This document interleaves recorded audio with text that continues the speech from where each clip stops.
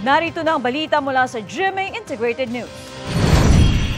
Aabot sa 7 bilyong pisong pondo pang-ayuda sa mahihirap na estudyante ang hindi umano nakarating sa mga target beneficiary nito. Sa pagdinig ng Senado, tinawag ni Senate Basic Education Committee Chair Sherwin Gatchalian na leakage ang halagang yan mula sa expanded government assistance to students and teachers in private education. Depende sa rehiyon at sa class, pwedeng makatanggap ng hanggang 22,500 pesos na voucher ang beneficiary. Aminado ang DepEd na kailangan ayusin ang pamantayan sa pagbibigay ng voucher. Makikipag-ugnayan sila sa Philippine Statistics Authority para tukuyin ang may hirap na pamilya.